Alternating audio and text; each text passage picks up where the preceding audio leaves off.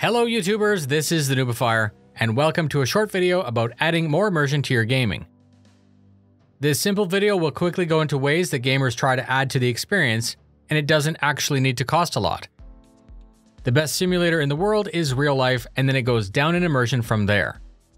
The next logical step down would be a full motion rig with VR and force feedback, but this type of simulation is very expensive. Immersion is based on the feedback to you, the player. Sight and sound can be bolstered by touch, vibration, tactile feedback, wind, temperature, and smell. Anything that you can think of has probably already been tried before. The more senses that are stimulated properly, the more involved you are in the simulation, and the more believable it becomes.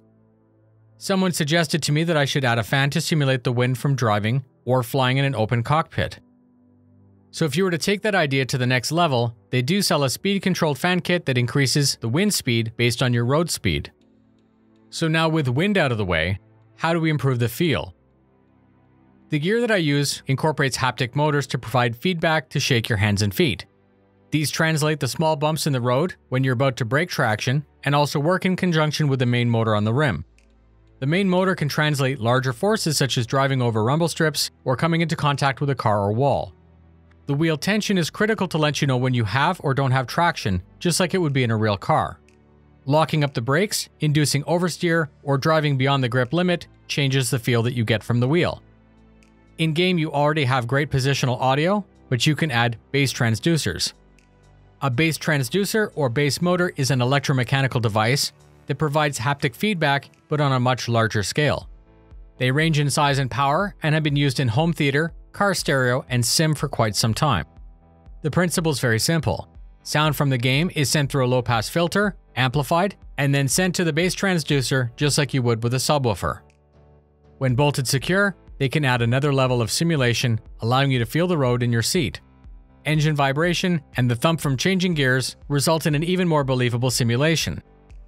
The main focus of why this video is being published now was that I was missing the last part for almost 1 year.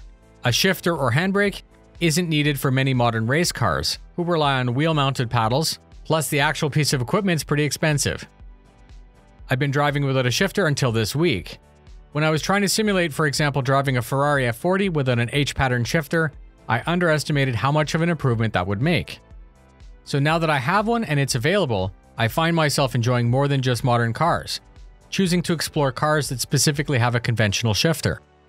In VR specifically, it's critical to place the shifter and brake precisely where they seem to be within the game environment. Changing from car to car means that the parts would have to move slightly, so it's great to be able to adjust them quickly.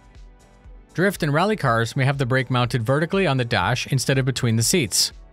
Monster Tech's modular construction has allowed me to mount everything where it should be, allowing me to get as close to the real experience as possible. When I reach out with my virtual hand, my real hand hits the control exactly the same time in the same place. This further seals the deal and improves immersion. And that's it, short and sweet, like you've come to expect on the channel. I hope you liked the video, and I'm going to end by saying that if you have access to a current-gen head-mounted display like a Valve Index, please consider testing it out if you're used to monitors. The technology is getting much better, and it's now a critical part of my immersion. The regular negatives like screen door effect or low resolution are fading as new gear is being released. Thank you very much for spending your time with me.